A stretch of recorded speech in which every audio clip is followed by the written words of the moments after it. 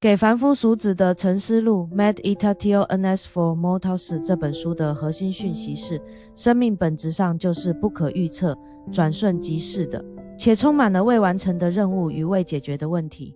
我们不应试图主宰生活的每个面向，而应拥抱自己的有限性，并意识到我们永远无法完成每一项任务，修复每一个问题，或达到一种终极掌控的状态。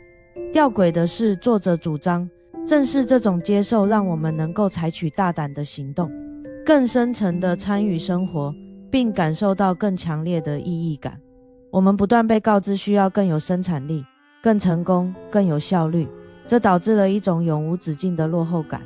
许多人将此体验为忙碌与压力，而另一些人则感受为冒牌者症候群，认为除了自己以外，每个人都把生活过得井井有条。在所有情况下，潜在的假设都是生活是可以被掌握的。庞佛总有一天我们终能达到一切各就各位的顶点。作者拆解了这种信念，揭示它只会导向挫折与精疲力竭。放手的自由，在生命的极限中寻找平静。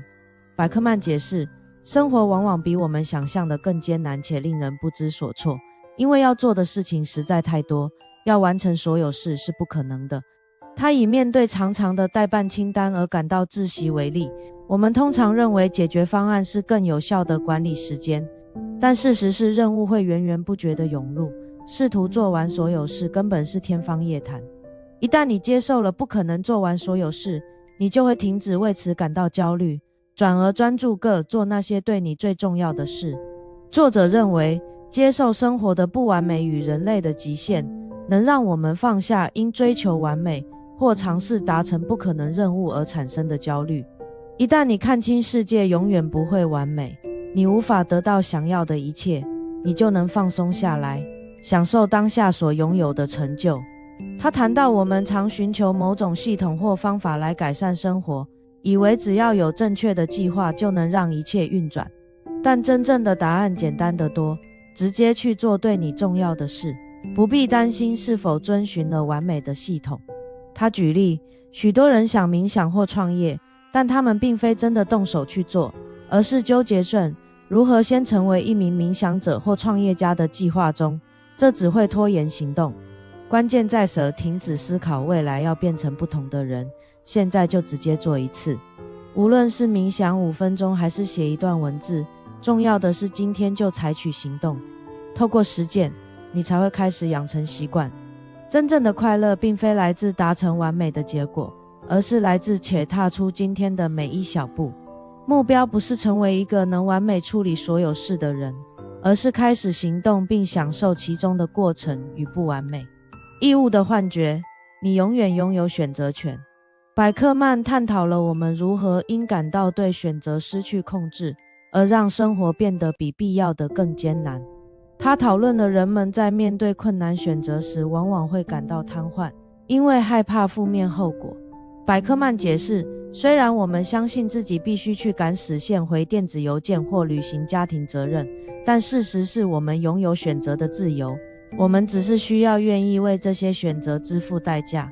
每一次决策都伴随着折中 trade-offs， 意识到这一点能减轻不必要的焦虑，让我们做出更清晰的决定。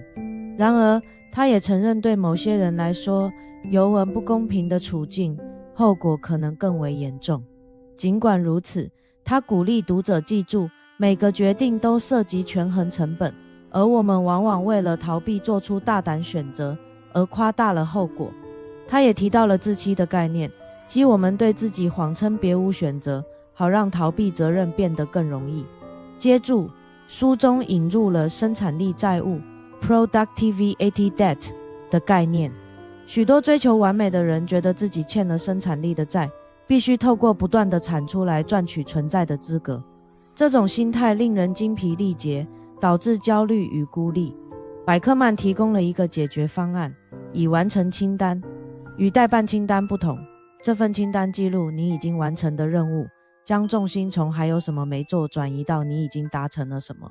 这种视角的转变能减轻焦虑，让你学会欣赏自己的努力，关心一切的代价，如何守护你的心智健康。作者探讨了数位时代资讯泛滥的问题。随着网络兴起，我们拥有无限的内容存取权，即使有过滤工具，海量资讯仍让我们感到分身乏术。百克曼警告，不要试图透过速读或加倍速听播客来更快地消耗资讯，这只会增加永无止境的压力。他建议应专注正当下的重要资讯，并允许自己享受过程。在应对全球新闻与灾难时，持续不断的负面消息会让我们感到无助。庞佛，我们必须对每一场悲剧负责。他主张，虽然关怀他人很重要，但试图关心每一件事是不切实际且不健康的。我们应该挑选战场，专注养少数我们深感关切的议题，而非对世界上的每场危机都了若指掌。当下时刻，不确定未来中唯一的掌控。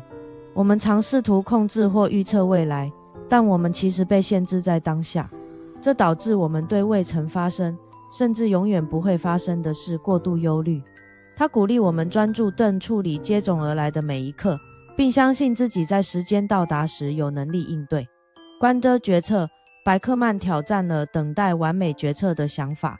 他建议我们主动去寻求决策，即决策狩猎，即使是微小的决定，也能获得动力。一旦做出决定，就必须采取切实的行动来巩固它。犹豫不决其实是一种避险行为，它阻止我们承诺任何路径并前进。生命真正的任务，拥抱挑战，以成长并寻找意义。百克曼解释，启动计划的兴奋感来自潜力，但深入后会遇到不完美与困难。然而，即使是不完美的完成任务，也能带来成就感并补充能量。反之，未尽之事会耗尽我们的精力。他建议将任务拆解为细小的、可交付的成果。他引入了生命任务 （life task） 的概念，即生命在特定时刻呈现的有意义挑战。他引用了心理学家荣格卡尔·荣格克服对数学恐惧的经验为例。生命任务需要付出努力，将你推离舒适圈。判别生命任务的2个迹象。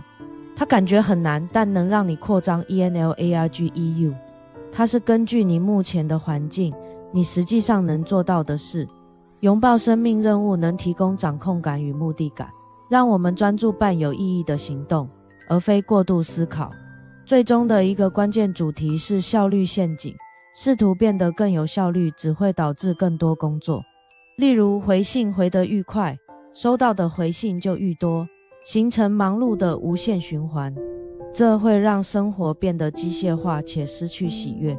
内容鼓励视角的转变，去参与生活，而非主宰生活。满足感并非来自完美，而是来自全临在，容许自发性、不确定性，甚至是失败。这不代表放弃目标，而是接受我们无法做完所有事的事实，而且这没关系。透过拥抱不完美主义，我们能从必须做完一切的压力中解脱。这本书提供了一个为期4周的旅程，引导我们活得更轻松、更有韧性。无论你是在谈判加薪还是解决争议，罗杰·费雪等人的谈判力提供了高效且符合伦理的工具，能让你在任何协商中获得优势。小故事：修鞋匠与他的未完之作。在一个安静的小镇上，有一位老师傅叫老张，他是镇上最有名的修鞋匠。老张的店里堆满了鞋子，有些是客人的，有些是他自己想改良的梦幻作品。年轻的学徒阿强刚来时，每天都焦躁不安。他看住工作台上永远修不完的鞋，对老张说：“师傅，我们得找个法子，每天早起2小时，把回信和账单处理得快一点，这样我们才有时间把店里所有的鞋子都修好，达到完美的境界。”老张听了，放下手中的皮革，指住窗外夕阳下的街道说：“阿强，你看那条路，每天都有人走过去，鞋底每天都在磨损。如果你想终有一天能把全镇的鞋子都修得完美如新，那你这辈子只会在压力中度过。”他拿起一只刚换好跟的旧皮鞋递给阿强：“你看这只鞋，它虽然修好了，但皮革上还有岁月的痕迹，这就是它的不完美。